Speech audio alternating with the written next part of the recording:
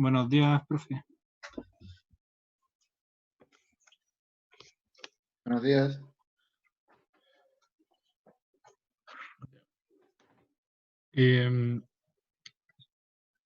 Hoy día la última clase que tenemos,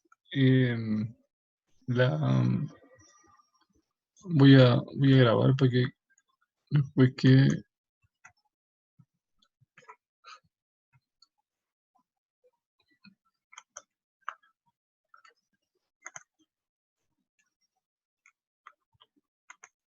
ya. A ver, esta es la última clase de ventilación. La idea es que ya hayan visto todos los videos que les dejé.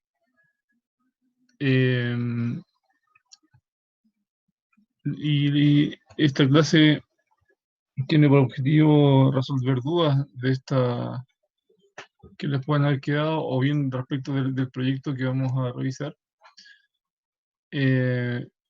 Tal como los profes del laboratorio les han ido diciendo, la próxima semana, y como lo planificamos hace un tiempo atrás y se les comunicó, la próxima semana van a hacer las presentaciones finales en los horarios de laboratorio y cátedra de forma correspondiente.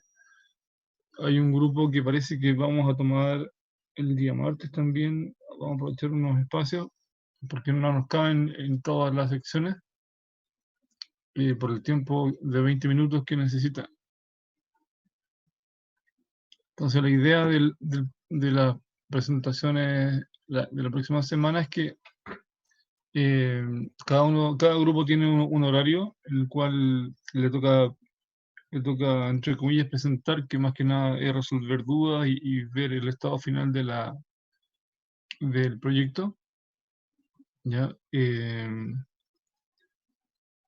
Van a ser 20 minutos, en los cuales más que nada se les van a ir haciendo preguntas para ver cómo resolvieron los temas pendientes. El feedback se les subió, creo que el martes, anteayer. En general los grupos no están mal, están bastante bien.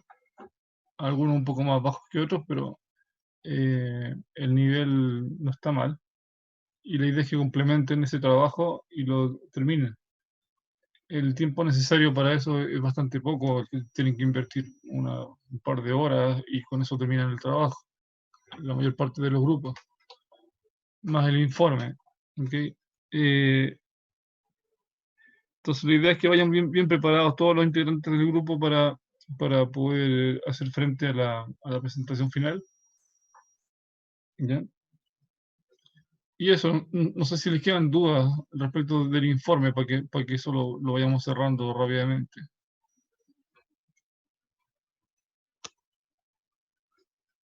O sea, el informe del proyecto, más que nada. Ya, sino para ir avanzando la parte de ventilación como tal, de diseño.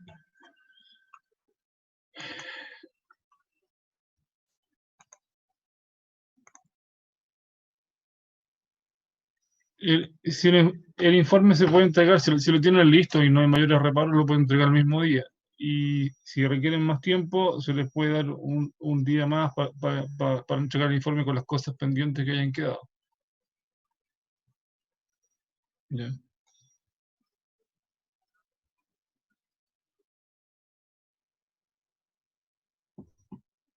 O sea, con 2 días tienen por último, pero lo que pasa es que después hay que revisar los informes y la revisión de informe toma tiempo, entonces después viene la prueba para ustedes, o la semana de pruebas, que supongo que es la del 14 al 16, y ya no les va a quedar ni tiempo ni a ustedes, ni a mí tampoco, ni a los profesores tampoco de laboratorio para revisar. Entonces, por eso, la Profe, idea era matar lo antes posible esto. profe, es que de hecho al día siguiente de las presentaciones tenemos pruebas, por eso quizás podría darnos un poquito más de tiempo que 2 días para poder hacerlo de forma correcta el informe.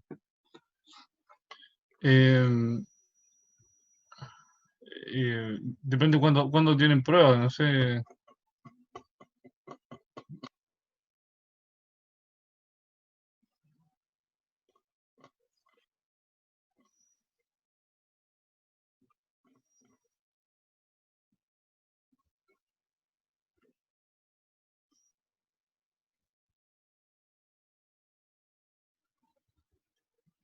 Ya. Pero, ¿cuánto es lo que necesitan? ¿Una semana, 2 semanas? Porque ya se nos acaba el semestre, ese es el problema. Y tiene que quedar tiempo para corregirlo. O sea, para que ustedes tengan la idea, la semana del 14 de septiembre, que es justo la semana que viene después de eso, ya tienen que estar las notas. Perdón, estarse corrigiendo todos los trabajos ya en tiempo y hay 3 días nomás para trabajar. En el fondo, lunes, martes y miércoles, el resto son días. Yo no le puedo pedir a mis profesores de laboratorio que trabajen el 17, que lo dieron feriado para la universidad. Yo excepcionalmente voy a tomar la prueba. 18, 19, 20 son días que yo no puedo pedirle que ellos trabajen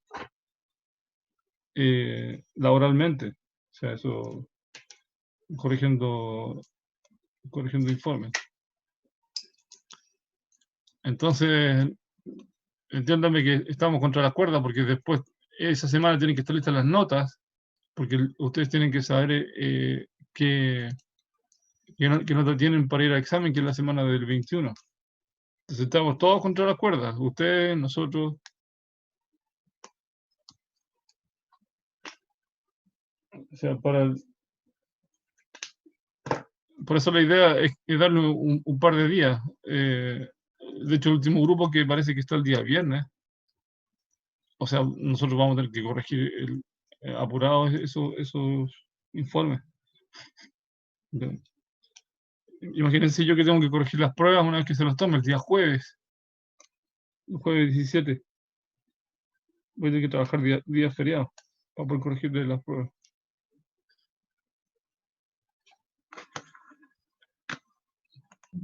Estamos todos en la misma, no solamente ustedes. Profe, yo creo que para los del viernes un buen plazo sería a lo menos hasta el lunes, porque el día sábado hay prueba y el día domingo yo creo que todos vamos a tener que hacer ese informe. Sí, en ese caso sí. Totalmente. Mira, 3 días les podemos dar, no hay problema. 3 días yo creo que está bien. A todos en general, para que sea parejo. Así el tiempo que tienen que invertir, si es que han ido avanzando con el informe y con todas las cosas, no debería ser mucho, debería ser un par de horas. ¿Ya? Sí, ese es el asunto. Ahora, si han dejado todo para el final, eso es un tema de cada uno, de que no tomó las previsiones a tiempo, y ahí no hay mucho que hacer, pero ¿ya? Voy a preguntarle a los profes del laboratorio también, porque no es una decisión mía. ¿Ya? ¿Cuánto tiempo se les puede dar? Porque ellos también tienen sus tiempos para esto. ¿Ya? Yo les respondo luego.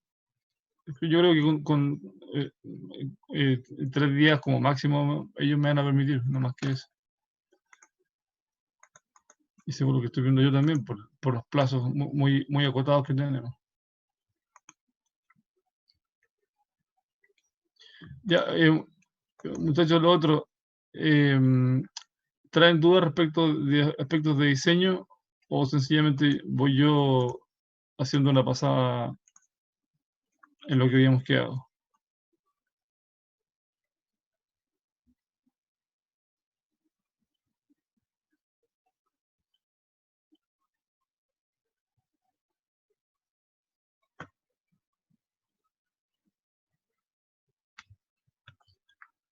Me voy a enfocar mejor en un par de métodos que son los que más se repiten en los trabajos, en los proyectos.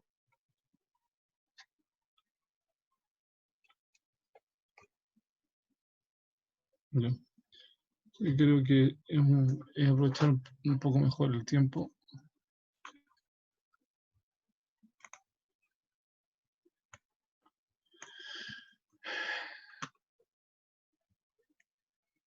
Ya, en general, hay dos formas de trabajar con los Roman Pillar en general, para gente que le ha tocado Roman Pillar.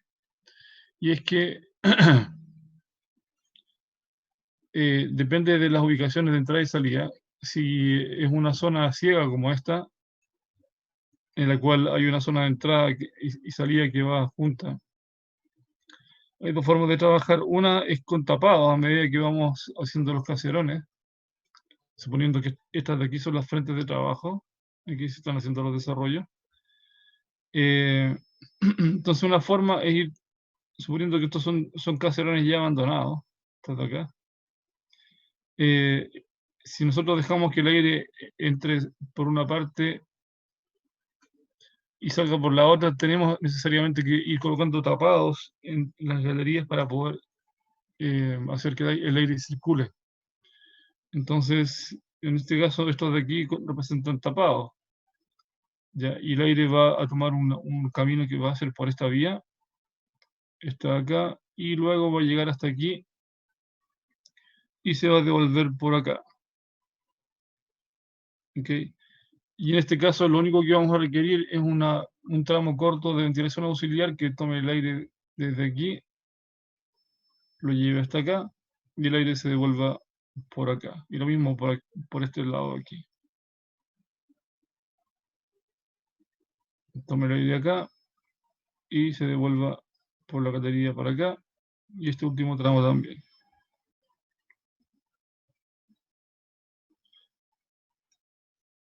Esta es una forma de hacerlo.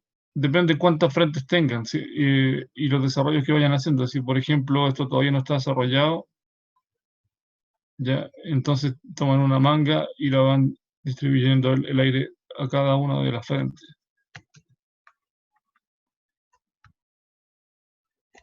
En fondo, si esto no está desarrollado, por ejemplo, ustedes van y tiran manga a cada una de las frentes, según sea. ¿Ya? Otra opción que se hace, siempre que se mantenga bajo los límites permisibles, es que, por ejemplo, si el desarrollo viene por acá, o sea, vamos a suponer que viene por acá la ventilación principal, que los tapados están hechos para que el aire entre por acá y salga por acá, entonces usted sencillamente va ocupando mangas que toman el aire limpio, lo llevan hasta la frente y sale por diferencia de presión.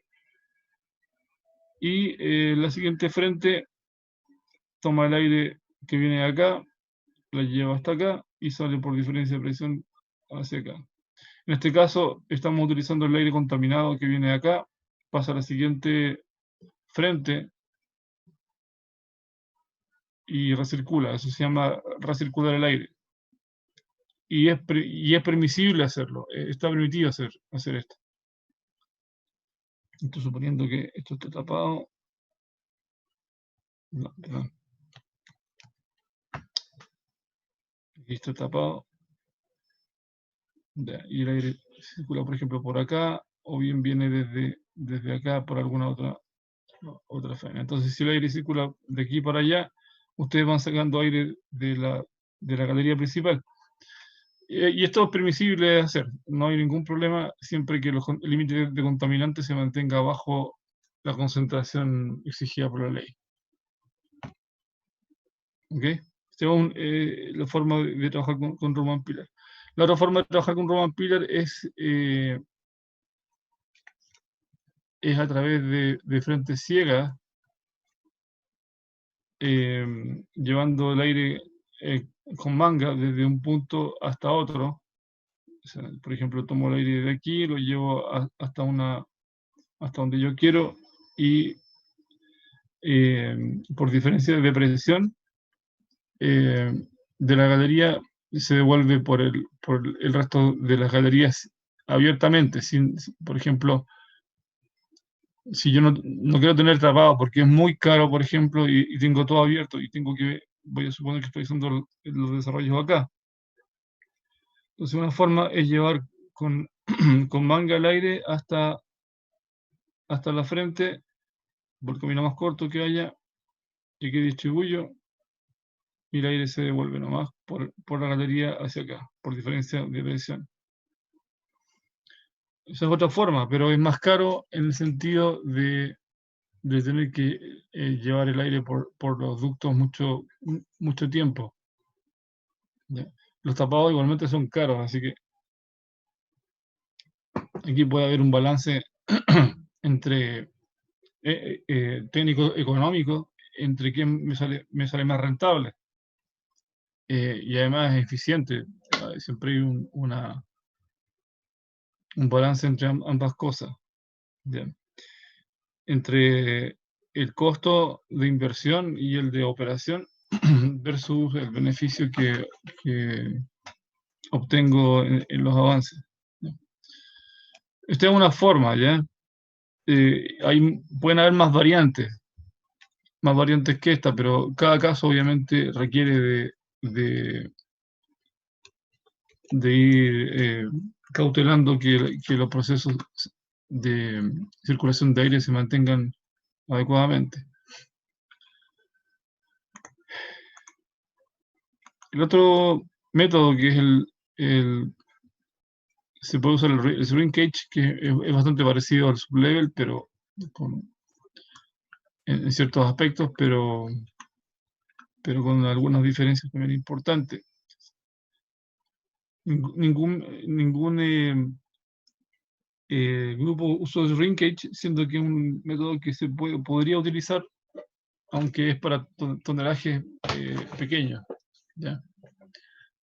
O relativamente pequeños, porque los avances principalmente son manuales. En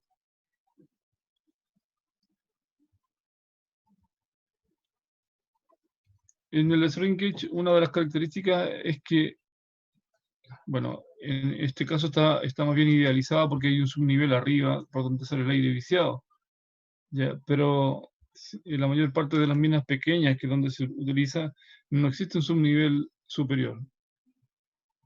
Entonces los viejos se meten por un lado y muchas veces se comunican por el interior con el otro lado, porque hacen más bien puntos de vaciado o como le llaman,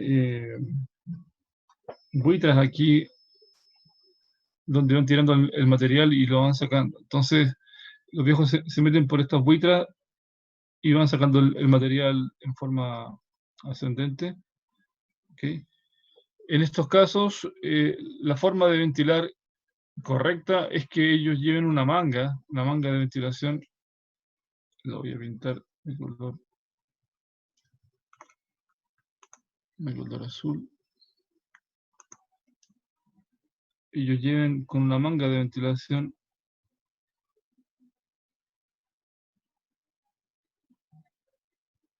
el aire, y este se distribuye obviamente por diferencia de presión.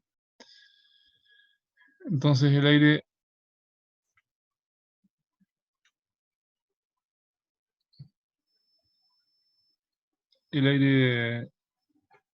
va a salir por aquí o por allá, dependiendo del caudal y de si es ciego o está abierto todas las buitras. Ya, esta en el fondo es como se debería ventilar. Lo que en la práctica hacen los viejos es que, más que poner una manga de ventilación, tiran la manguera del aire comprimido, tal como les mostré en la ventilación auxiliar de producción. Se usa el aire comprimido muchas veces para ventilar. Entonces el aire comprimido, ¿qué es lo que hace?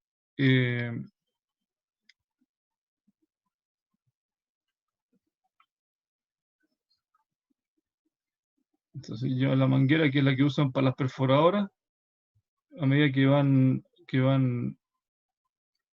haciendo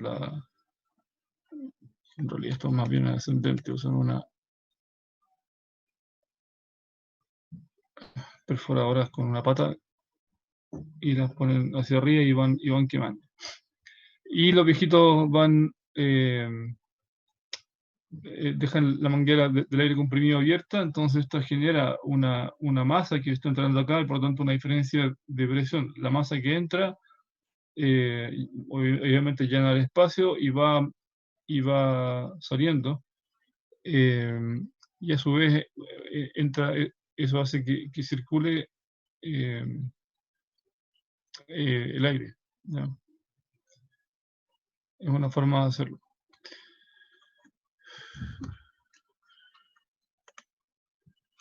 el caso del sublevel stopping,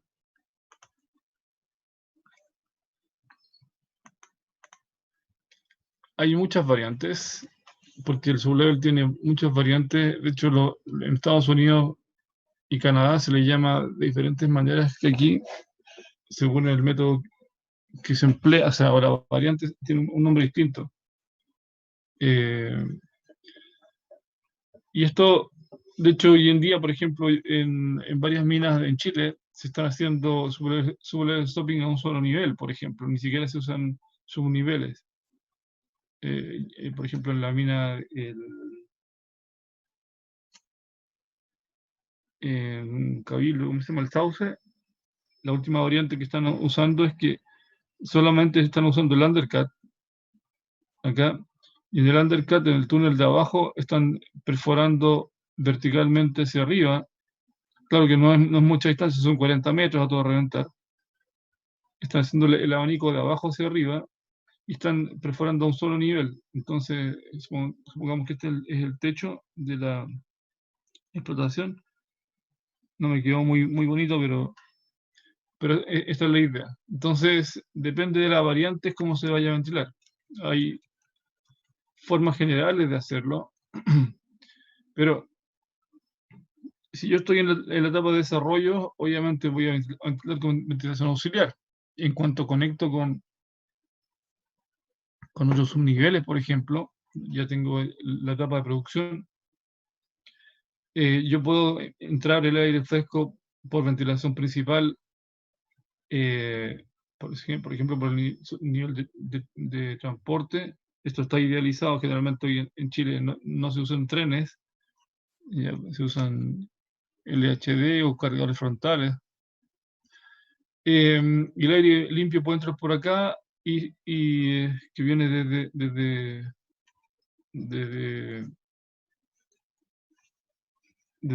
es un nivel de transporte, inclusive circulando por el mismo undercut level.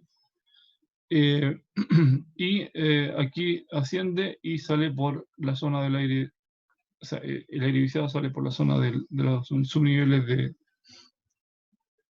de perforación. Otra forma es al revés. Una vez que estamos trabajando, una vez que está trabajando ya lo que es producción, el aire limpio podría venir por acá, baja y sale por aquí, por los subniveles hacia donde el tiraje del aire favorece. Ya. El caso de un nivel depende, porque si yo hago un esquema en planta de eso,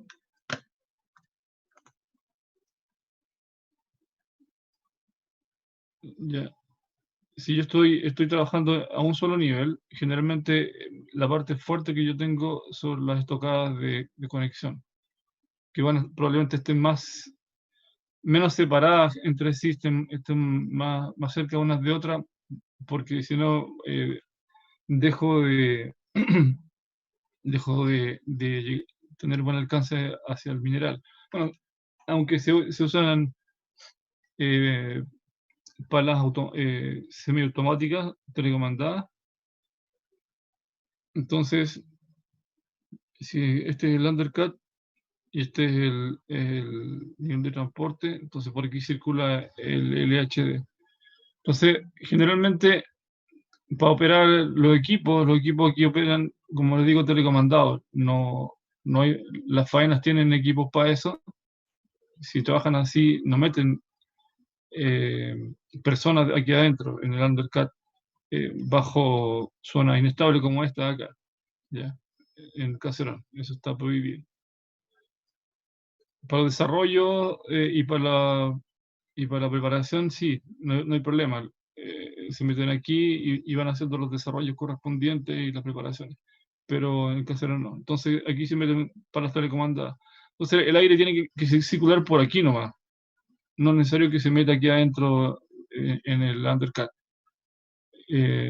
Al menos en la parte derrumbada. Sin embargo, en la parte que está desarrollo o preparación, sí, y aquí hay que meter una manga. Entonces el aire, aquí depende de cómo esté conectado, va a circular en un sentido o va a circular en otros sentidos, según cómo sea el sistema de ventilación. Y lo que se hace para los desarrollos es que, supongamos que esto ya está todo producido, y aquí está la parte de desarrollo entonces, y preparación, entonces aquí se mete la manga nomás, y se lleva hasta la frente el aire y sale por diferencia de presión nomás. ¿Ya? Esa es la forma de hacerlo. Ay, perdón, se me chispoteó.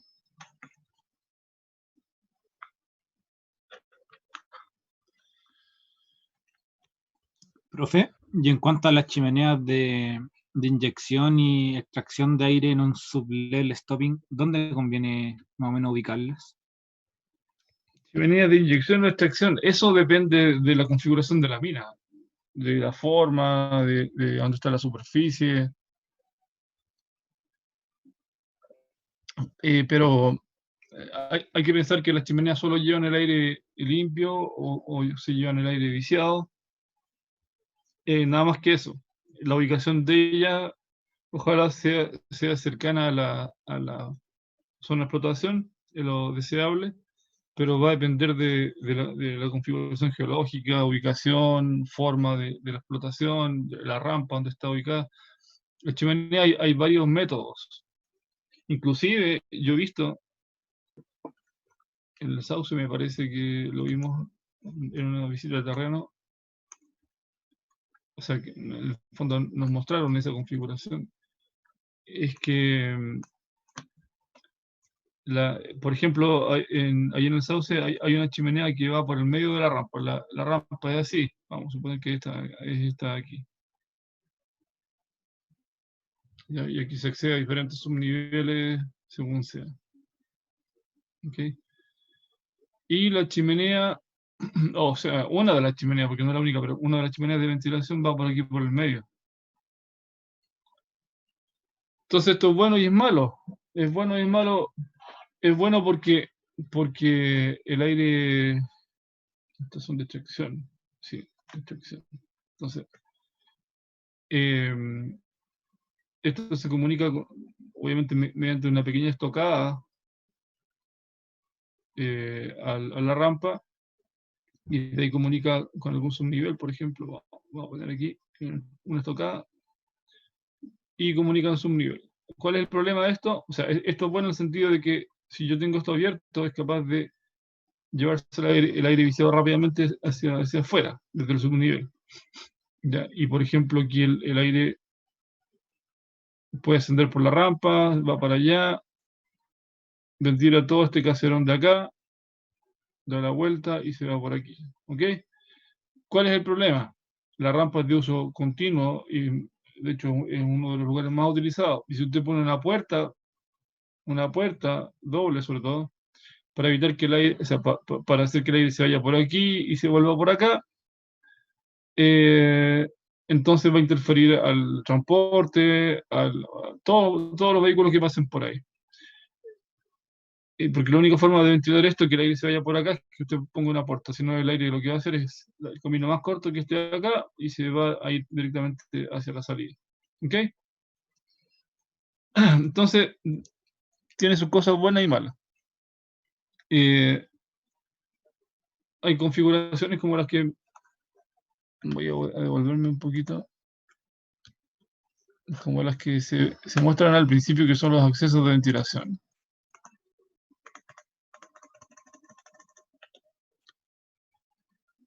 Estas de aquí. Y esta configuración o sea, son varias configuraciones diferentes dependiendo de cada situación. Por ejemplo, el teniente trabaja principalmente así. El teniente trabaja con ADIT, no trabaja con piques porque tiene zona de hundimiento. Entonces tiene toda esta zona colapsada y en un radio amplio. Entonces necesita que su ventilación sea por caldería horizontal, y pueden ser son varios kilómetros, hay galerías de 7 kilómetros solo de ventilación hasta la superficie. Ay, no sé si quieren tan larga, ¿eh? No, pero por lo menos unos 3 kilómetros, las más largas, si no me equivoco. Que el 71 es largo, deben ser unos 6 kilómetros. Mm. Pero sí tiene esta configuración. Andina también tiene una configuración parecida. En general, los métodos de hundimiento tienen una configuración como esta, tipo ADIT, o socavón de entrada y salida de aire. Y en el caso del Chucky subterráneo tiene esto, más un escalonamiento que permite bajar hasta la profundidad donde está el yacimiento. Otras configuraciones, como las que se usan en Punta del Cobre, en Mina Punta del Cobre, ellos tienen chimeneas, por ejemplo, tienen este sistema en el Mina Mantos de Cobre.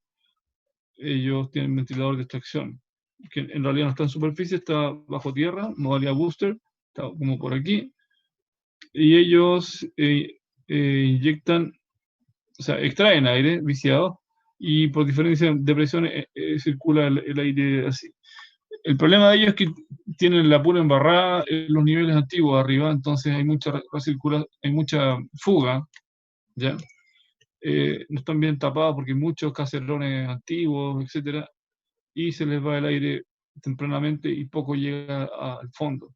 Entonces, un sistema como este requiere de un seguimiento adecuado.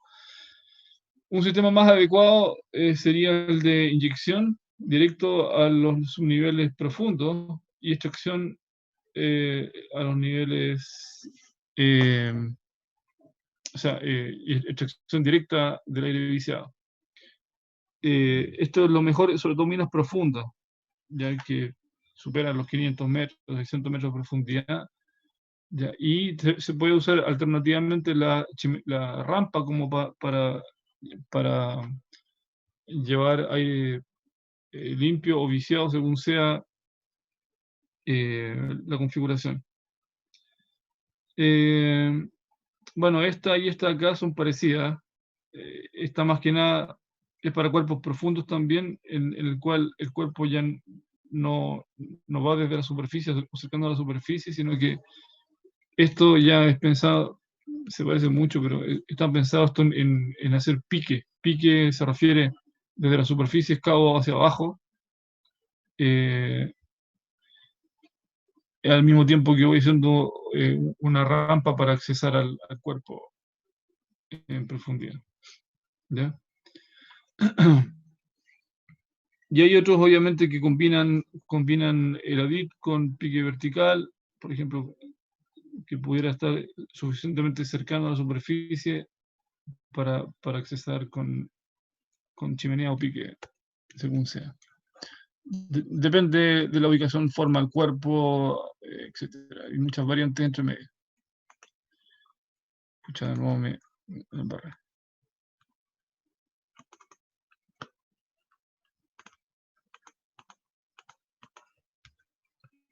Volviendo al sublevel stopping,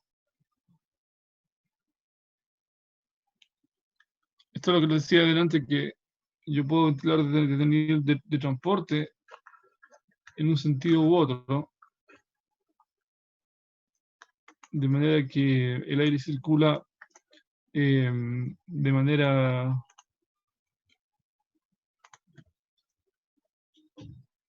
ascendente o descendente. En este caso es ascendente. Entra por el nivel de producción y sale por el nivel por los subniveles.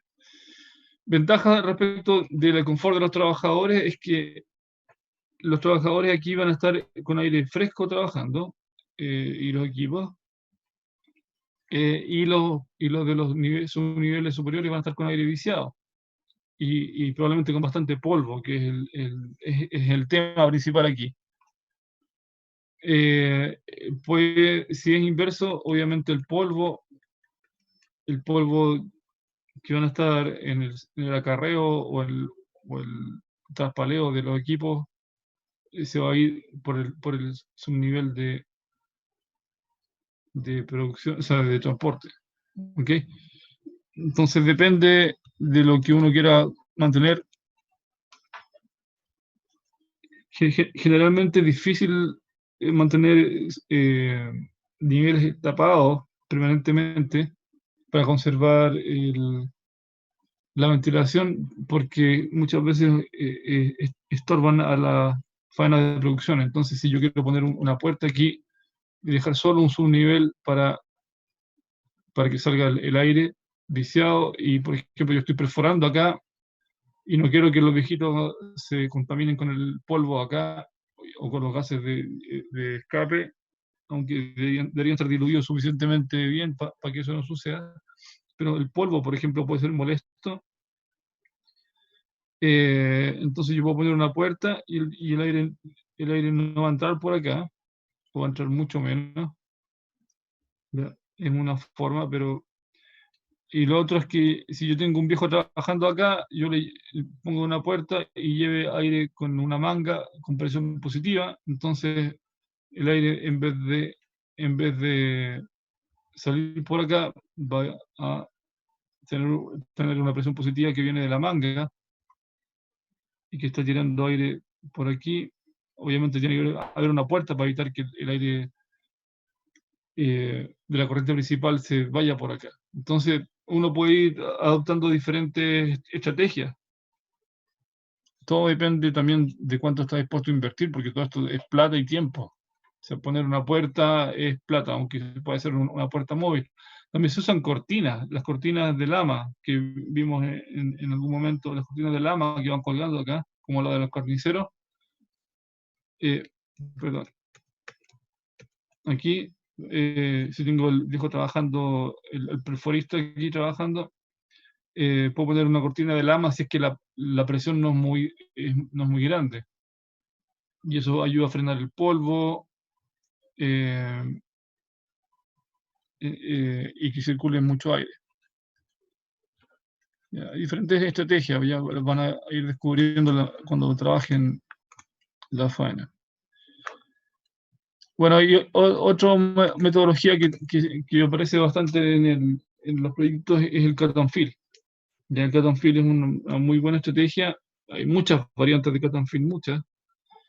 Y ahora desde el punto de vista del método como del relleno, porque el relleno que ustedes usan es fundamental para estos métodos. De hecho, hay tratados, hay libros completos del cut and fill.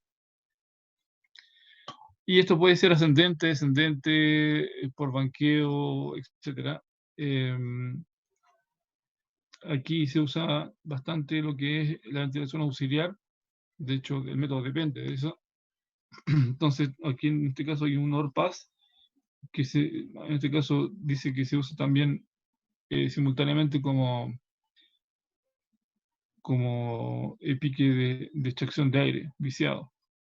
En la medida que uno se va profundizando o va desocupando tramos de chimenea, puede usarlos para la ventilación. Chimeneas que antes eran piques de traspaso, los puedo usar para ventilación, o al revés, piques de ventilación que puedo usar para traspaso de mineral momentáneamente o en forma permanente una vez que ya ha sido abandonada la zona. Eso depende de la ingeniería que haga cada uno. Entonces, la idea de esto es que yo puedo llevar el aire, en este caso, por ejemplo, con una manga de ventilación, como se muestra acá, desde aquí, por la rampa hacia arriba, y sale acá, como pueden ver, y el aire sale por aquí, se devuelve, lo mismo por acá, y llega de vuelta acá hasta la chimenea de extracción, y se lleva el aire viciado hacia afuera. ¿Ya? Esta es una forma de hacerlo. ¿Ya?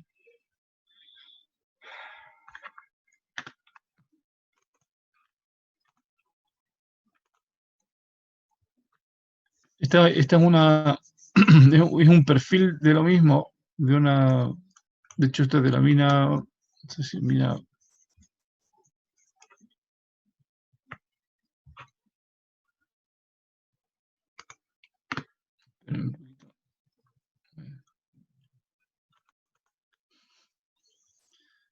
Esta es una configuración de cut and fill, donde tenemos el aire de inyección y la extracción.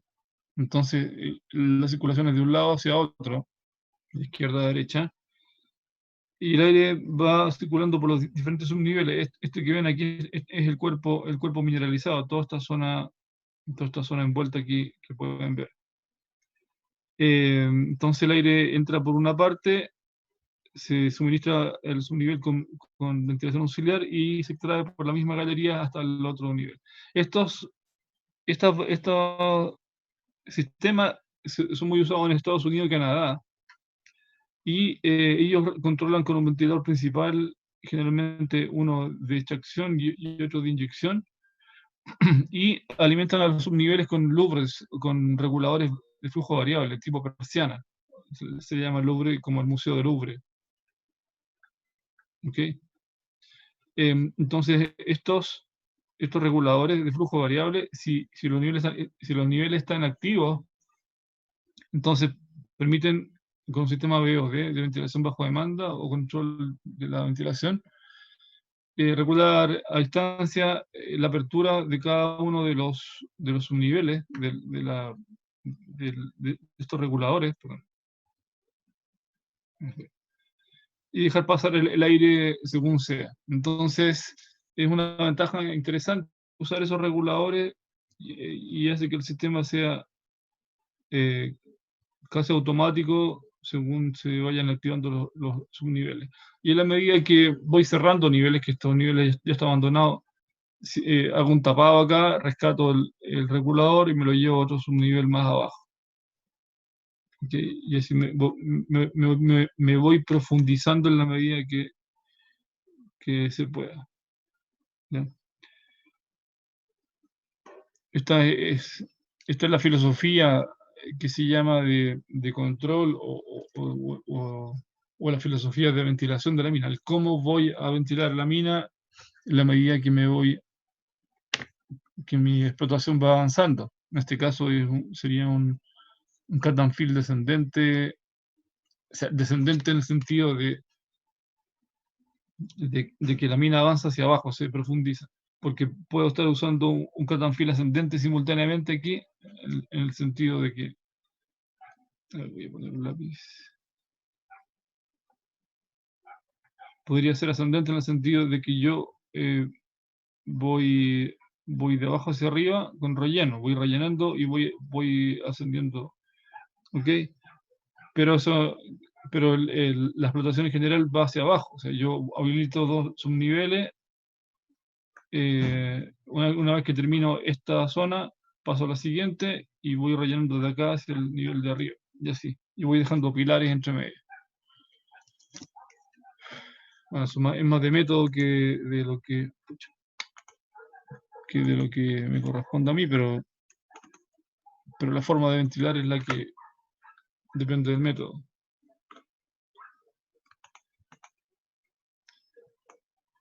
Ya, otras variantes tipo hundimiento son el sublevel caving, que algún grupo tiene, y este es bastante elemental. También tira mucho de la ventilación auxiliar, como ya se explicó en la clase, y es que una vista en planta de un subnivel, está de arriba, ya, donde se ubica un pique de inyección y otro de extracción, y esto se basa más bien en ventilación auxiliar. Estas variantes de tapado, al menos en Chile, es muy difícil de utilizar como tal. Estos son los subniveles perfil. ¿Ya? En este caso, en esta configuración usan cruzados.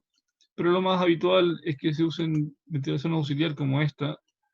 Tengo un subnivel de inyección que puede ser ocupado, por ejemplo, no se usa en Chile, pero generalmente la inyección usa una jaula también para aprovechar el pique.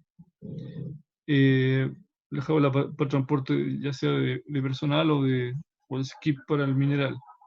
Y esto lleva en el aire fresco hasta las frentes y sale por diferencia de presión hasta la extracción. Aquí puede haber un regulador tipo persiana, por ejemplo. ¿ya? Porque la idea es que esto esté conectado directamente a la chimenea,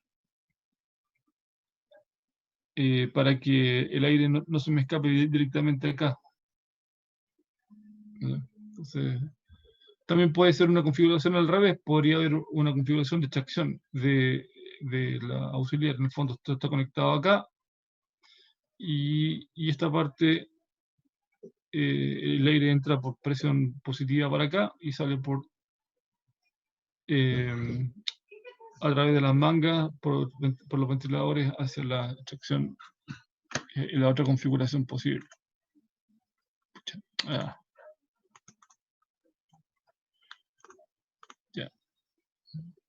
Bueno, el panel caving, o el block caving, ya casi eso está explicado en clase, pero no sé si tiene alguna duda. El del block caving o el panel caving, las variantes de ventilación son muchísimas. Y en la medida que uno se va metiendo, puede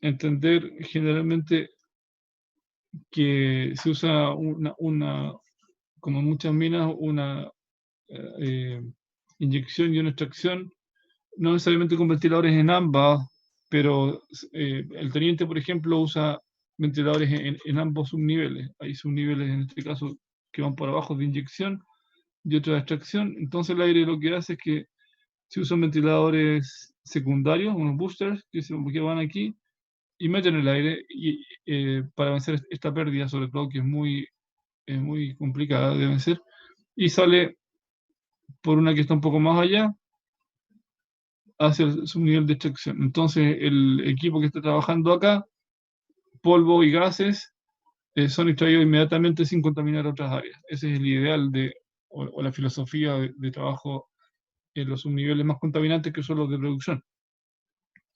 Bueno, este es un ejemplo de la mina Henderson en Estados Unidos.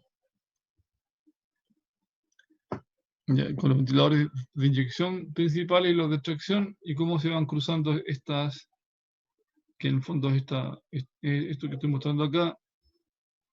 Ya, en los niveles de transporte sucede algo parecido, y otros subniveles. Este es un ejemplo de la mina de Recursos Norte del Teniente. Este es un ejemplo real de la ingeniería de prefactibilidad, donde se ven en azul. Generalmente el azul es el aire limpio y frío, ¿ya? O fresco, y el aire viciado, que es el rojo. Entonces van de la mano, y esto lleva el aire hasta o sea, por los subniveles que se van ramificando, como aparece aquí en la figura siguiente, me parece. Aquí aparece. Aquí se ve cómo se ramifica en los diferentes subniveles el aire, en el fondo, cómo alimenta esto a los diferentes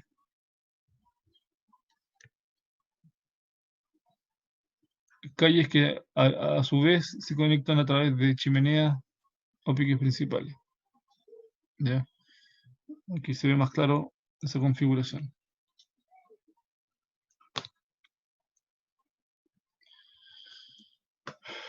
Los otros son ya métodos que no se emplean mucho en Chile, el long wall, ¿ya? Que es para carbón.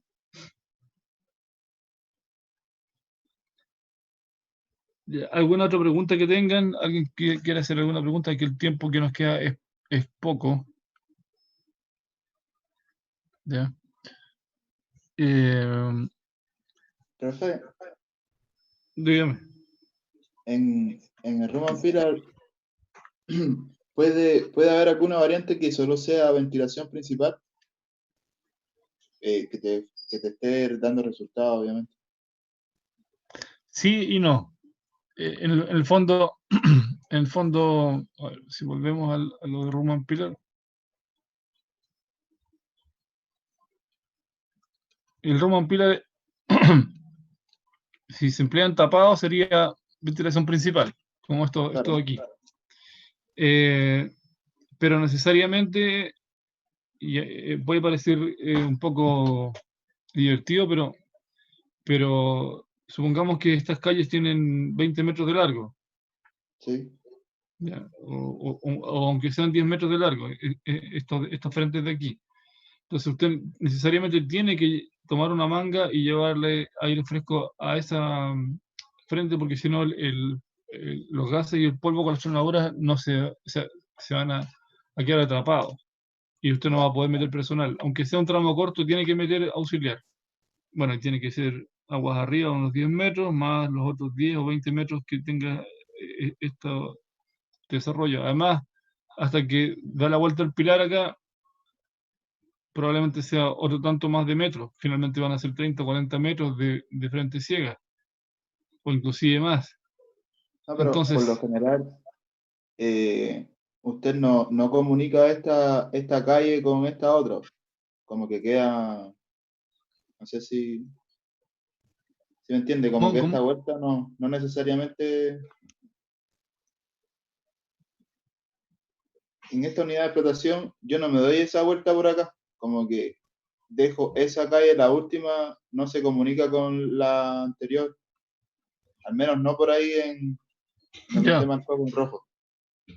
sí, sí, lo que hay que procurar es que sea, porque pueden ser frentes muy largas y las conexiones que se van haciendo vayan retardadas. ¿Ya? Ya, En el fondo, yo tengo una frente que estoy haciendo esto eh, y, y la frente empieza a ser larga ya y tengo que llevar esa ventilación auxiliar eh, con el túnel, o sea, con el socavón que estoy haciendo, o sea, con la batería. Aunque sean tramos de 10 metros, hay que ventilar. Obviamente, los primeros 5 metros, 5 o 10 metros, tal vez no sea necesario, porque está muy expuesto a la corriente principal que pasa por la galería. Pero ya luego de eso, sí se requiere de meter eh, una manga, aunque sea pequeña, pero hay que meter una manga para, para movilizar el aire, porque se empieza a quedar estancado. ya, Inclusive se usan ventiladores de chorro muchas veces cuando son 20 metros o por ahí, ¿ya? Que es lo que vimos en la parte de ventilación auxiliar de producción. El uso de ventiladores de chorro, pero en tramos muy cortos, o sea, de 20 metros, no más que eso, 15 metros. Podría ser, pero eh, después de eso ya no.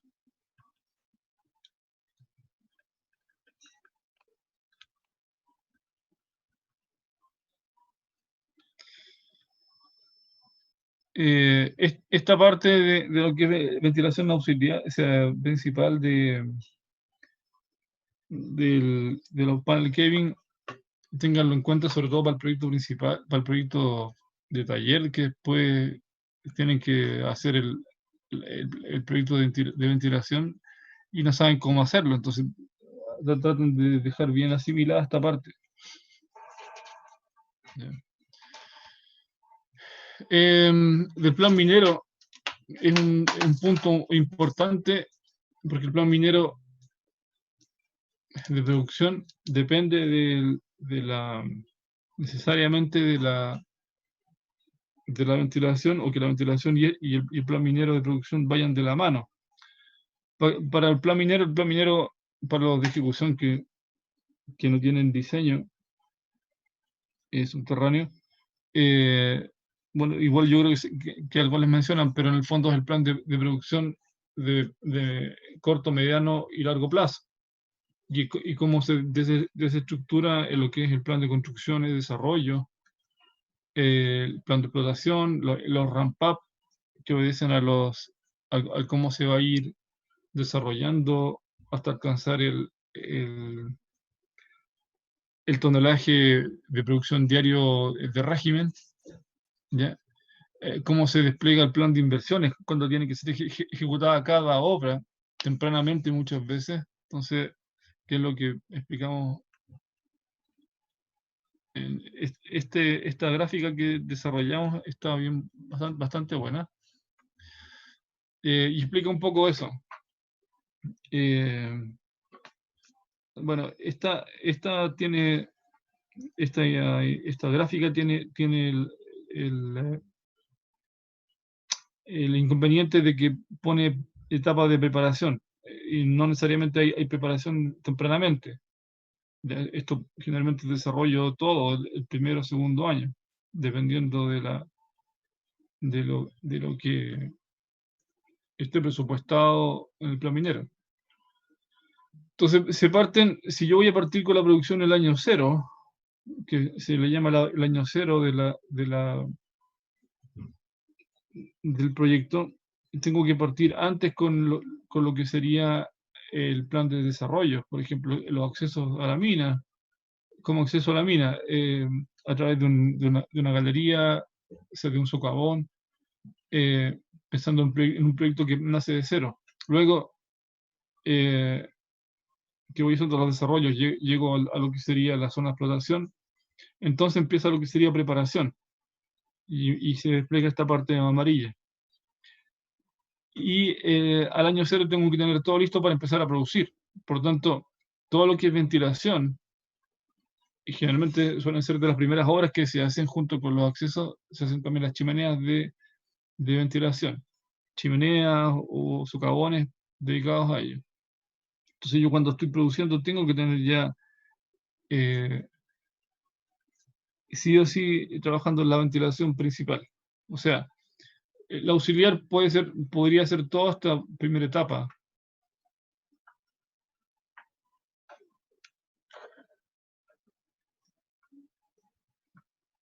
¿Ya? Esta primera etapa del año -4 al año 0, pero de aquí, del 0 necesariamente en adelante, tiene que operar con ventilación principal el proyecto. Entonces,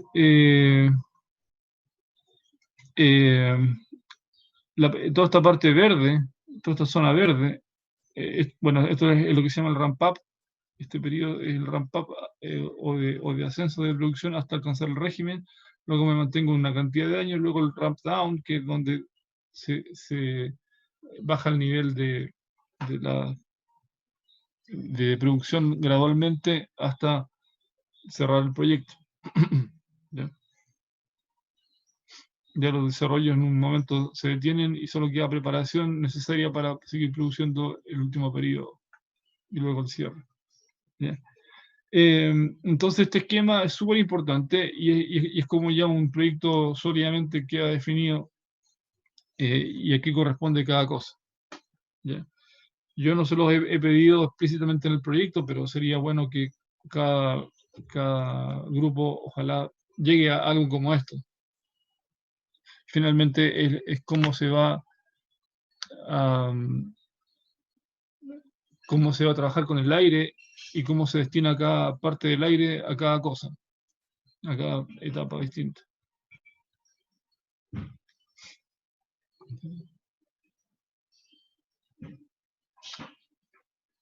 En la asignatura de gestión, administración y gestión de proyectos mineros, se supone que deberían ver en parte más detalladamente estos aspectos, más allá de la ventilación, respecto de todas las aristas de los proyectos.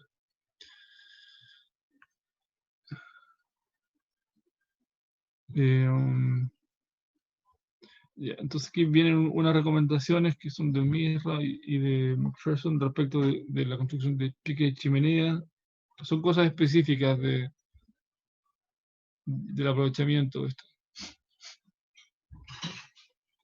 Aquí hay una relación entre lo que es el costo de operación. Ya, el costo de operación se refiere al costo anual que detenta cualquier... En el fondo es como yo llego al balance entre hasta qué diámetro hacer una chimenea, por ejemplo. ¿Hasta qué diámetro? Porque yo puedo decir, voy a hacer una chimenea de 3 metros, pero entre hacer una chimenea de 3 metros y una de 4, para una rice borer el costo es marginal, el costo es un poco más. El costo en el fondo, el costo de capital. Pasar de una de 4 a una de 6 ya puede ser una consideración mayor. O, por ejemplo, sobre 6 metros, ya esto se dispara. ¿Por qué? Porque implica hacer una chimenea de 6 metros, por ejemplo, de diámetro, y luego hacer un desquinche lateral, que esto encarece mucho. Entonces, para hacer el desquinche lateral hay que hacerlo o a mano o hay que hacerlo con algún otro método más complicado, que es lo que le pasó al Chucky subterráneo. Hacer una chimenea de 9 metros, o varias de 9 metros, fue realmente un reto. Pero volviendo a este tema, yo tengo un costo de operación que es el que me da el ventilador, que tiene que ver con el costo de operación, que sería en el fondo la potencia del ventilador en kilowatt hora, kilowatt hora, que en el fondo la energía.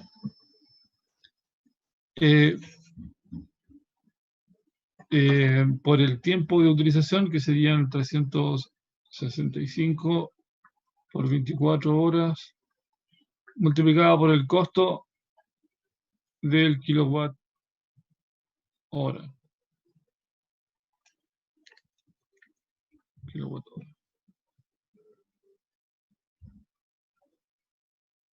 En el fondo son los pesos o los dólares por kilowatt hora. Entonces, y esto por el factor de utilización, que generalmente bordea entre el 95 y el 100% del tiempo para lo que es ventilación principal. O sea, los ventiladores principales están encendidos, ojalá el 100% del tiempo, que en el fondo es que yo estoy operando 24/7. Pero siempre hay un periodo de mantención de 1 o 2 días, entonces esta tasa suele ser alta, por eso un 99, entre 95 y 99%, 90 o 100%. ¿Ya? Y con esto yo saco el costo de operación anual, y esto yo lo puedo llevar a un costo de capital versus un costo de operación. Yo puedo hacer un flujo de caja con esto y lo llevo a un periodo de anualizaciones, tal como han visto en evaluación de proyectos. Entonces, usted puede sacar el VAN, o en realidad el VAC. El VAC, el valor actualizado de los costos, y ver cuál es mi mejor opción. Si yo trabajo con una chimenea de mayor diámetro, mi costo de operación va a ser mucho más bajo porque la potencia o la presión necesaria a vencer va a ser mucho más baja. Entonces, si yo paso de 3 a 3,5, probablemente el costo de operación baje a la mitad. Y si paso de 3 a 4 metros de diámetro, esto baje, el costo de operación baje a un... miento, de 3 a 3,5 debe ser la mitad, y de 3 a 4 debe ser una fracción, de bajar el costo de operación una quinta parte. ¿Por qué? Porque acordémonos que la fórmula de Atkinson es H, es el coeficiente de pérdida, de fricción, perdón, por el perímetro, por la longitud, más longitud equivalente, partido del área al cubo por el caudal cuadrado. Entonces tengo el área al cubo, y como va al cubo, me va a incidir bastante el aspecto del diámetro. Lo mismo esto se puede aplicar para las galerías de acceso. Si yo hago una galería de 3x3 a una 5x5, el costo de operación va a ser brutalmente más bajo en el de mayor diámetro o sección.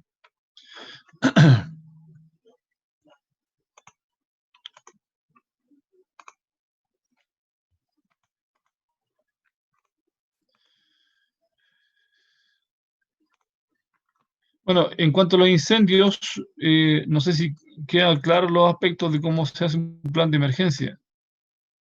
el plan de emergencia, yo lo explico en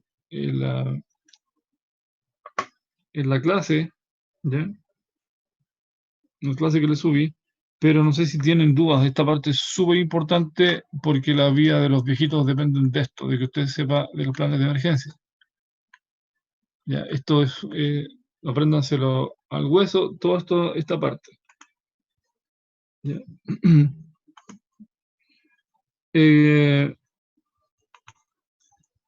Los planes de emergencia, usted tiene que saber hacer un plan de emergencia en términos generales o cómo funciona un plan de emergencia de acuerdo al foco del incendio donde podría ser potencialmente. Y tengan en cuenta de que la mina está rodeada por todas partes internamente por potenciales focos de incendio, sobre todo los equipos móviles. Han sido frecuentemente el punto álgido de los incendios. Cualquier faena minera subterránea cuenta con equipos que se están moviendo permanentemente. Y estos equipos, la verdad es que no podemos saber dónde van a estar siempre y en cada momento, porque suelen ser bastante diferentes la forma en que estos se desplazan. Vamos a suponer que tenemos una rampa.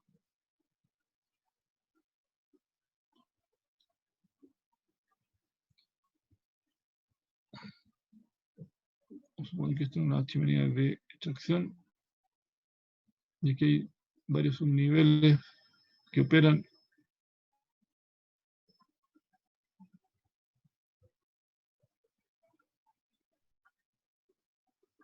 Esto es típico de un sublevel stopping, por ejemplo, un cuerpo petiforme. Entonces, yo puedo tener, depende de dónde esté un equipo que se me puede incendiar, puede ser un foco aquí, acá, acá, acá, y cada uno va a tener una consecuencia distinta en cómo se distribuya el incendio.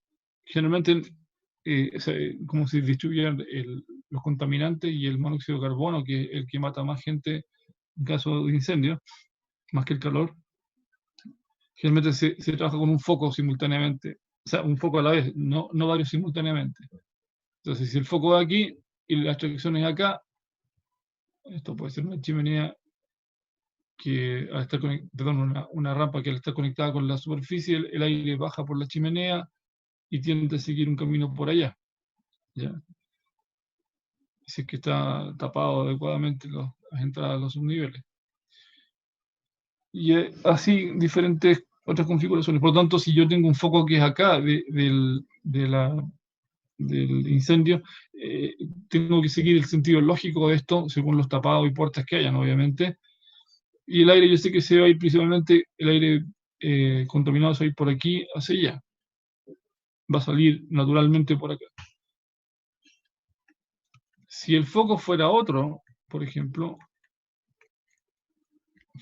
supongamos que acá, el foco que está en una zona de desarrollo o de producción, ya, y esto es por ejemplo, un sublevel stopping que está conectado a través de caserones y toda esta parte.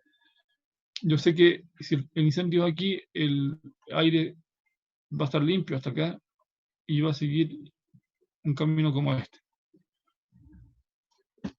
Ya. Entonces tampoco sería mayor problema. Siempre que el ventilador funcione adecuadamente en esas circunstancias. Si el ventilador, por ejemplo, llegara a fallar, entonces yo sé que el aire va a ascender y el aire naturalmente va a tender a salir por acá. Va a inundar de humo toda esta zona de aquí. ¿Ya? Y la zona por donde naturalmente va a tender a salir el aire hacia arriba. Probablemente si que no hay puerta acá, va a contaminar también esta zona de acá.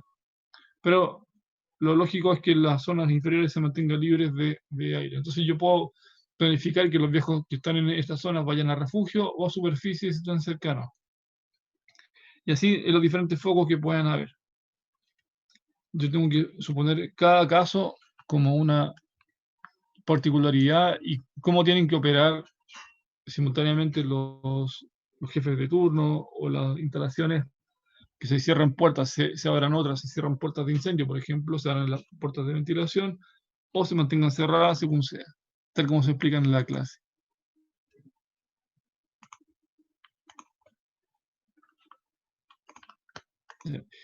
La última parte que trabajamos es la de la ventilación bajo demanda o sistema de control de la ventilación, como se le está llamando más seguidamente ahora. ¿Ya? Y esto es fundamental en el sentido de que está siendo una forma de trabajo de casi todas las minas que dependen de un sistema fuerte de comunicaciones que hay dentro de la mina y que nos permita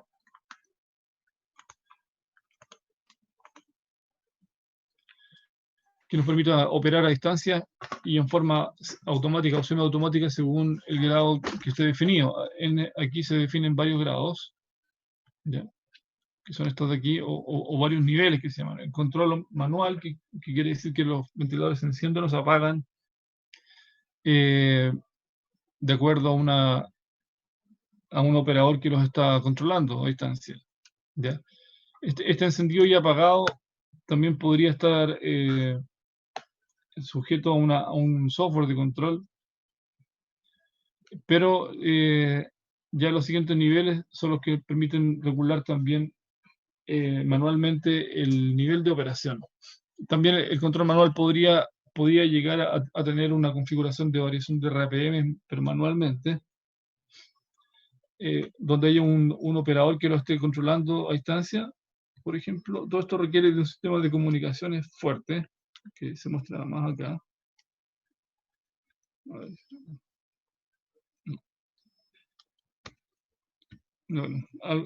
Que generalmente es un sistema SCADA o un sistema de comunicación y control, o de supervisión y control. De hecho, SCADA significa Supervisory Control Acquisition Data, no sé cuánto. Ahí pueden buscarlo y van a encontrar aquí está. Supervision Control Acquisition Data.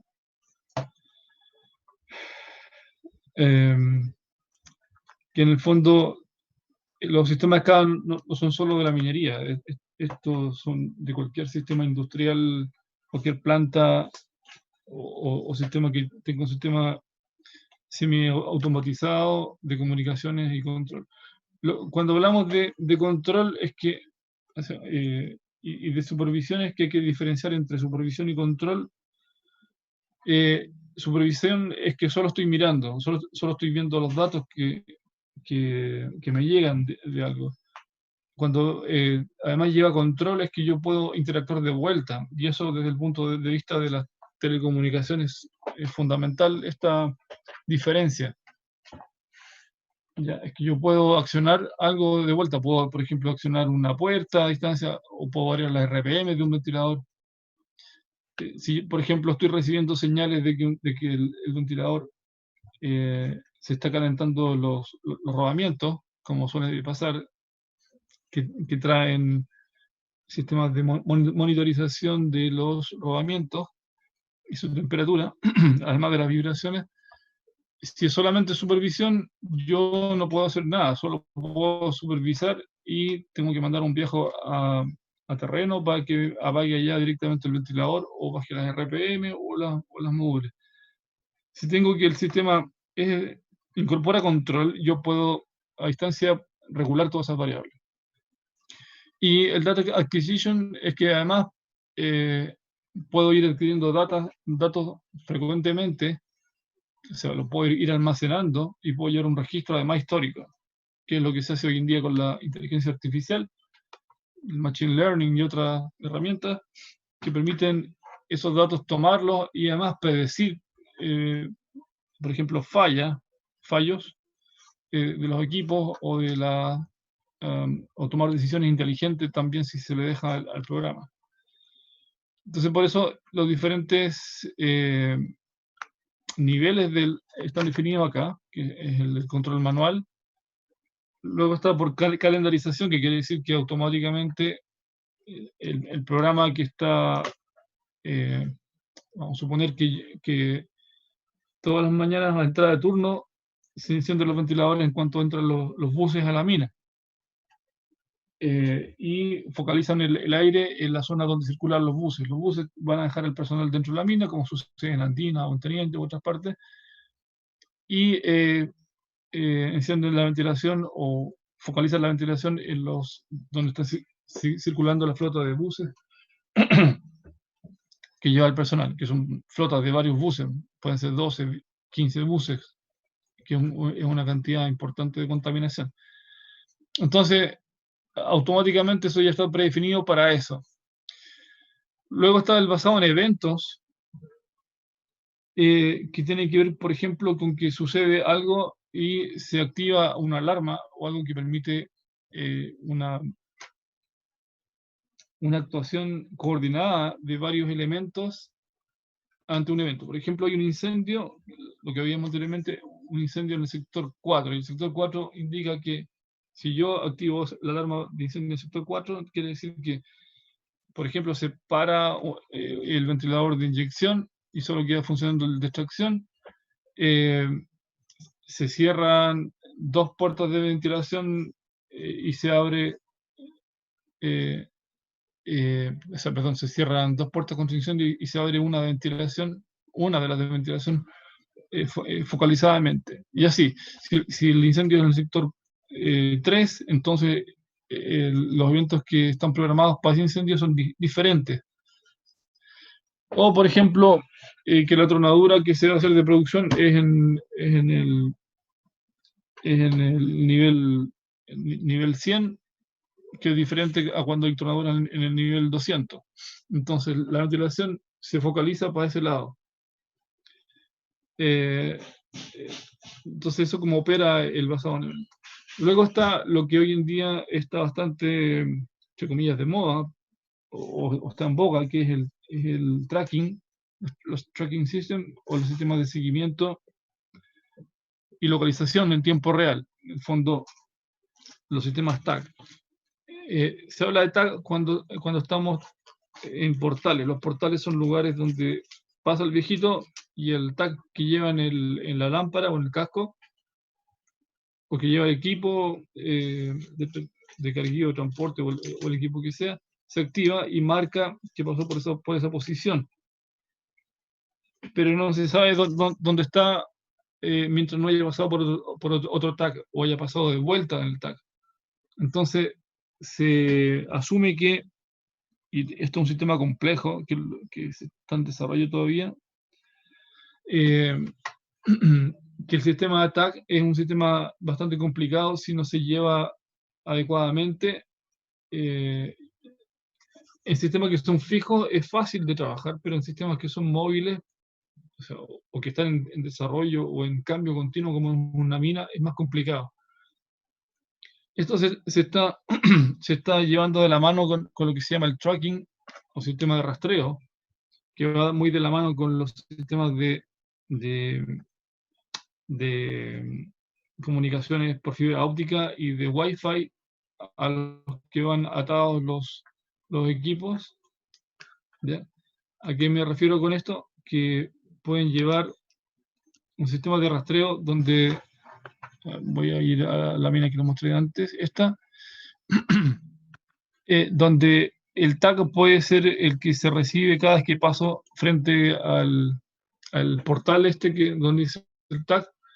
Pero hay otros que, por ejemplo, pueden ir con redes de comunicaciones como Wi-Fi, y esto me da la posición por la lejanía de la antena, y hace una cuadratura de antena. Bueno, un sistema más bien complejo de explicar aquí, pero de acuerdo a la posición en la que esté, se determina la lejanía o cercanía de una antena u otra, y según eso se puede rastrear la posición exacta de un equipo o de una persona. El asunto finalmente es que esto todavía está en desarrollo, discusión y en implementación en algunas partes, porque ya se está implementando bastante bien. En choque subterráneo está bastante avanzado. Y el último, que está en etapa de discusión todavía, es el de el User Control Environmental o control ambiental. Esto quiere decir que yo tengo sensores por toda la mina. Sensores pueden haber en todos los niveles, pero en el ambiental va a modular las RPM de los ventiladores o de los reguladores de flujo variable, tipo Lubre, cómo se van a regular dependiendo de cuáles sean en este caso los niveles de contaminación que haya. En el anterior, el del TAC, sencillamente es porque va sumando el número de equipos o de personas que entran a un subnivel y yo voy dándole aire de acuerdo a eso, o lo retiro, o sea, disminuyo la cantidad de aire en la medida que va saliendo gente o equipo. En el ambiental es según el nivel de contaminación que haya. Por ejemplo, si se detecta un nivel elevado de CO2 o de monóxido de carbono, yo activo la ventilación y la focalizo para allá directamente. Pero si no se detectan, entonces la ventilación podría llegar a un mínimo, que es el que hay que definir siempre. Ahora, legalmente esto en Chile todavía no podría ser posible, al menos de quedar funcionando en condiciones que no sean las que están sobre la ley. O sea, que se garantice un mínimo de 0,5 metros cúbicos, 0,25 metros cúbicos por segundo. Perdón, disculpen, velocidades superiores a 0,25 metros por segundo o inferiores a 2,5 en frentes de trabajo donde haya gente circulando. ¿Ya? Esto trae un beneficio que muchas veces justifica la expansión de la red de comunicaciones en la mina. ¿Y cuál es ese beneficio?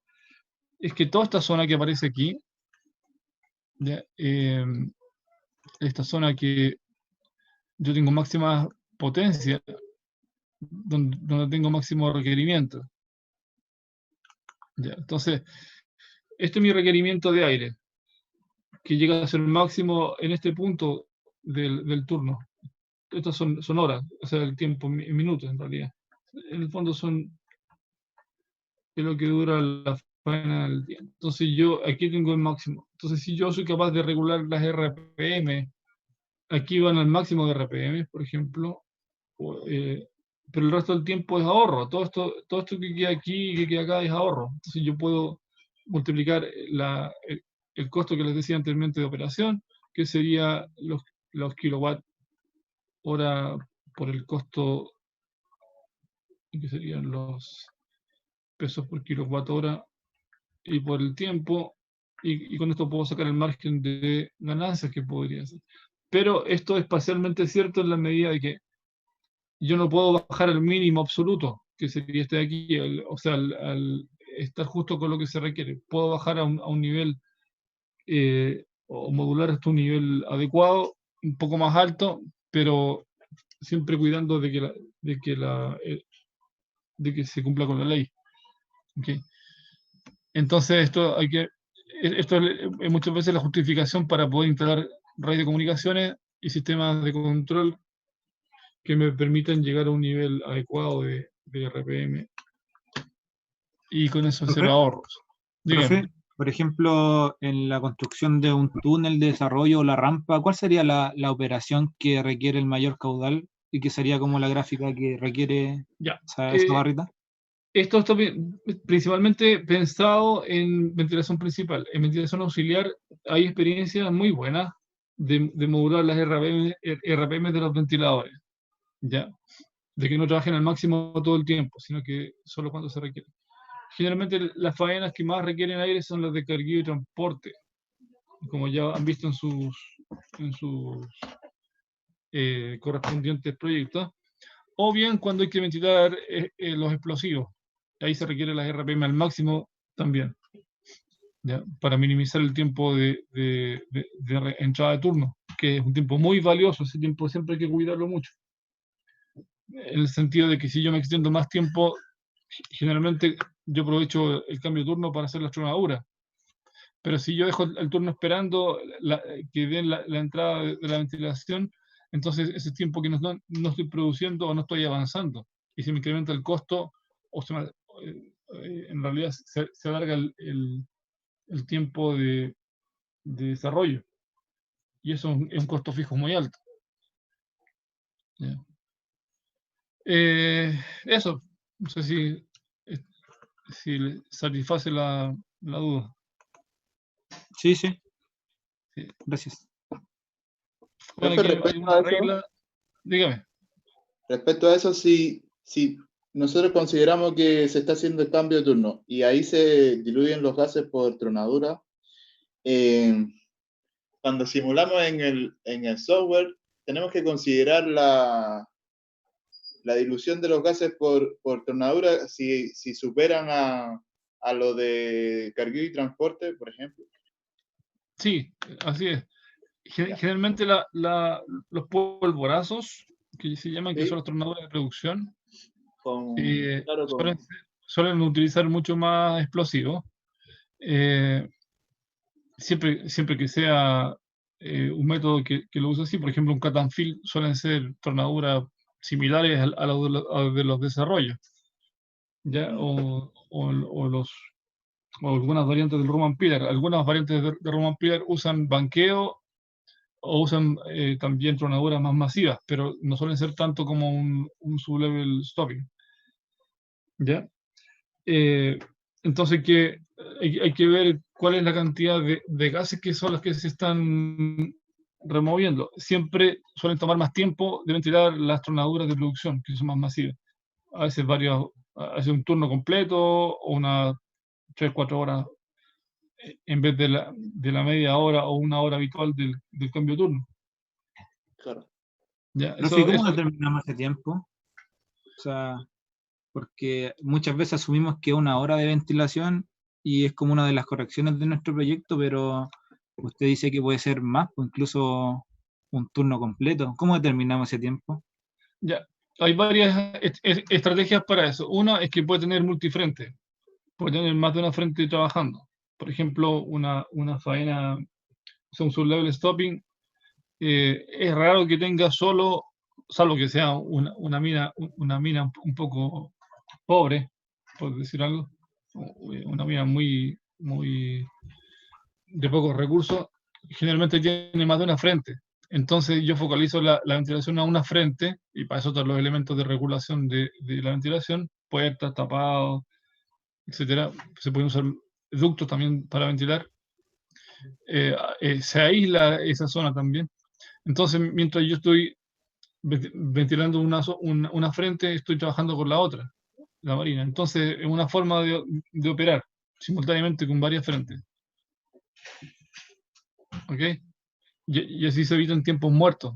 Y además, cuando yo trabajo con varias frentes, tengo una más alta utilización de los equipos, de perforación, de carguillo, que generalmente suele haber más de un LHD, suelen haber dos, o cargador frontal, según sea.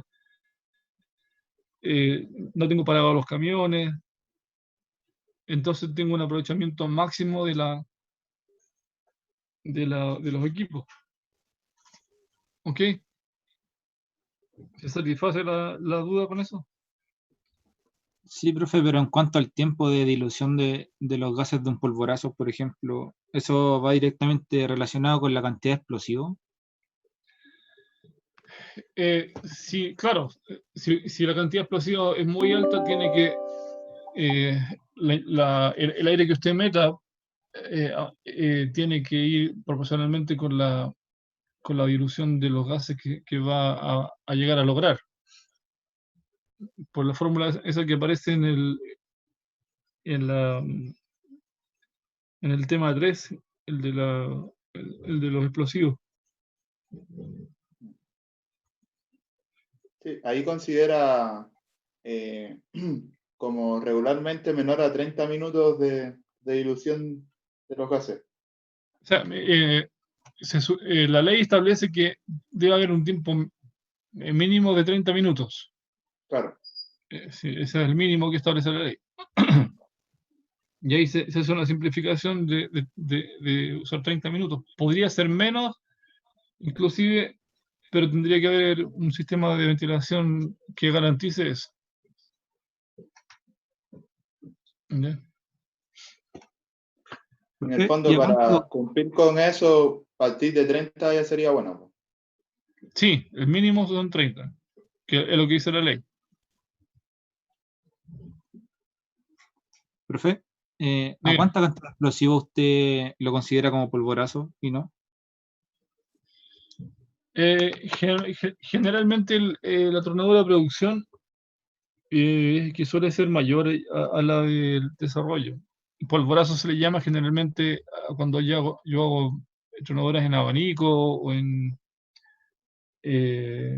¿cómo se llama? En radiales, donde uso ya, no sé, sobre 300, 400 kilos de ANFO, por ejemplo. Eso ya es más regular. Ya. Ya, Sobre pero 300. no hay una regla como tal. ¿Ya? O sea, no lo va a encontrar en ninguna parte escrito por ahí. O sea, 180 kilogramos, profe, no lo considera polvorazo. No, eso es una tronadura es una frente, no sé, una frente de 4x4 por ahí. ¿Ya? ¿Alguna duda más que tengan? Porque ya se nos acabó el tiempo, así que para no pasarme más de la hora. Profe, en las tasas de infiltración, más o menos usted nos puede dar como alguna clasificación, por ejemplo, en ciertos rangos se considera que con esa tasa estás trabajando en un ambiente seco o no tanto, no sé cómo. Espera, ¿de infiltración de agua te refieres? Claro, la tasa de infiltración de agua, ya sumando los equipos y además la que usted No, nos dio como... pero aquí estamos en ventilación. No te focalices en el tema de servicios. Eso ya pasó, eso ya se evaluó en su tiempo, no, eso No, déjalo no, a un sí, lado. Lo único que toma en cuenta es el asunto de la electricidad total de todo, de servicios más lo que es ventilación. Entonces, eso te va a dar una idea de cuánto consume en la realidad una faena minera del tamaño que estás haciendo, que es bastante cercano a la realidad, no es alejado. sí, mi duda es como, ¿cuándo considerar que estoy como en una frente de trabajo que sea seca o realmente no, porque la tasa de infiltración es muy alta y ahí tengo que cambiar la selección de explosivos, tengo que cambiar un montón de parámetros? Eh, eso te lo va a dar si el explosivo se te moja cuando está perforando. Eso es la única respuesta que te puedo dar. Ya, Porque eso va a variar metro a metro, no es algo que sea una regla. Tú puedes tener tasas de infiltración, pero que vienen de otros subniveles y finalmente llegan hasta tu frente por gravedad.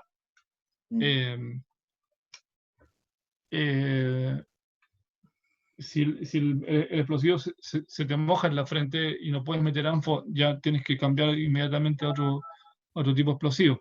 No hay otra claro. solución. Pero eso te lo Entonces, da como estando ahí en terrenos. sí, Probar así una es. y otra vez, ya. Ahora, si tú prevés que vas a tener bastante agua, entonces ya puedes empezar a concebir tu proyecto con Considerando algún eso. explosivo diferente, alguna emulsión o algún hidrogel o alguna solución que te dan los mismos proveedores de explosivos para eso. Ok. ¿Ok? Profe, yo tengo Perfecto. una duda. Dígame. Por ejemplo, para determinar las pérdidas de carga en ventilación auxiliar, están las pérdidas por el silenciador, por la salida del ventilador y por el porcentaje de área libre que tiene la malla que protege el ventilador o la aspa. Esos Sí, datos o esos coeficientes, ¿dónde los podemos encontrar? Porque fue a un ver, dato que no... generalmente generalmente la malla te la da el mismo fabricante y él te dice cuánto es el coeficiente, ya que, porque depende de cómo la hagas, ya, o del espesor del acero o de la malla. Los ayudantes, de hecho, hicieron, me parece, o los profes de laboratorio, unos ejemplos de eso, y hay un valor que es el que dan, que no sé si 0.06, el K, perdón, el X, que es el coeficiente de pérdida, eh, si es que no me equivoco, ¿ya? Pero eso va a ir, como tú dices, de acuerdo a lo que cada fabricante da, que es el porcentaje, tiene que ver con el porcentaje de, de que la malla está más cerrada. En el manual metodológico que estamos desarrollando, hay un par de versiones anteriores. Creo que los profesores se los pasaron, ¿no? O los ayudantes. Sí. Y ahí hay una tabla, o sea, no una tabla, hay una fórmula que lo establece. Entonces tú puedes darte un valor eh, de área, por ejemplo, podría ser, no sé, un 10%, no más que eso, porque el área libre tiene que ser lo más amplia posible. Y con eso y la fórmula que aparece ahí la puedes obtener. También me parece que en el McPherson aparece también esa información, en el libro. ¿Ya? Ya, eso sería como para la pérdida por área libre, pero Sí. para la pérdida por silenciador y la salida y los acoples, eso también, ¿dónde lo podemos conseguir? Ya, el de los acoples tiene que ver con el adaptador que estás usando. Y ahí el adaptador tiene que ver con un cambio de tamaño. Si tu ventilador es de, no sé, por ejemplo, de 48 pulgadas de diámetro y tu manga es de, por ejemplo, 45, entonces tienes la diferencia y hay unas fórmulas que están también en el McPherson que hablan sobre el tamaño del difusor, me parece. ¿Ya? Si no, mandame un correo, si es que no encuentras esa información ahí, y yo te puedo remitir algo. ¿Ya? Ya, profe. Y lo último es que, por ejemplo, en una de las correcciones nos dice que tenemos presiones muy altas y que juguemos con el diámetro de la manga o de los ductos, pero ¿qué pasa si al aumentar ese ducto, porque sería lo más sensato hacerlo, pero ¿qué pasa si eso empieza a chocar con los equipos que teníamos diseñados? Por ejemplo, por la sección de la galería. ¿Cuántos ductos tienes? Tenemos 2 ductos en paralelo. 2 en paralelo. Pero Ya. de 1 metro. De hecho, lo teníamos de medio metro y tuvimos que aumentarlo por lo mismo a 1 metro, pero ahí ya empezamos como a estamos en el límite de empezar a chocar con los equipos. Ya. ¿Y qué altura tiene la galería? La de acceso es de 5x5. Ya. ¿Y con qué equipo está usando que chocan con el ducto? Bueno, ahí no tengo el dato duro del equipo, pero según lo diseñado en servicio con 0.5 y el equipo dejábamos un margen de medio metro entre el equipo y la manga, y ese margen ya lo estamos ocupando al aumentarlo a 1 metro. Ya. ¿Por dónde nos vamos? ¿Por aumentar la sección de la galería o seleccionar otro equipo más chico? A ver, lo que pueden hacer es reducir el margen de seguridad, que es lo que se suele hacer en la realidad, se suele jugar con ese margen de seguridad, y se reduce, por ejemplo, de 0,5 a 0,3, y así aumenta 1.2 metros. La otra opción es poner una tercera manga, poner 3 ductos, que también se hace, y con eso aumenta mucho el diámetro. También se usan mangas twin para eso, pero tampoco se gana demasiado con las twin.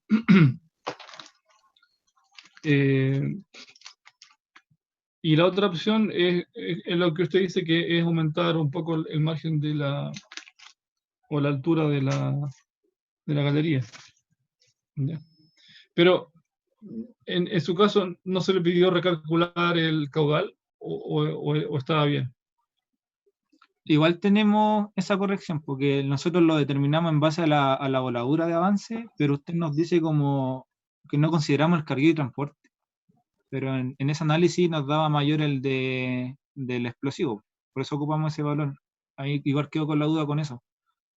Si Tiene tomamos que el ver del... cuál es mayor y el tiempo también de ventilación, que debería ser, puede ser del orden de una hora, que más de una hora no se suele dar para la ventilación en la frente, ¿ok? Porque si no ya es un tiempo muy caro en el sentido del costo fijo, que significa alargar el tiempo de la faena, de generar una faena más extensa en el tiempo, o sea, un desarrollo.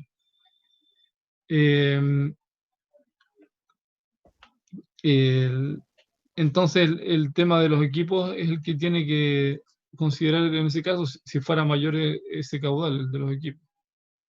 ¿Ya?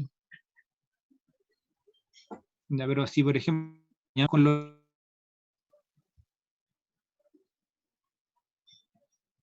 ¿Aló?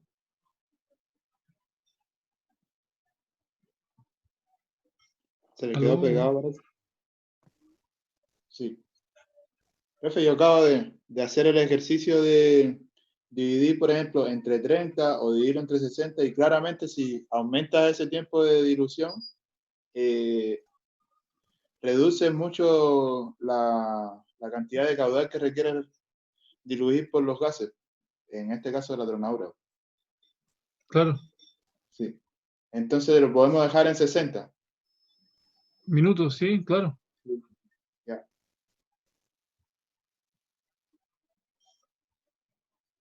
Sí. Ya. ¿Alguna duda más? Aunque parece que a este caballero se le cayó la conexión.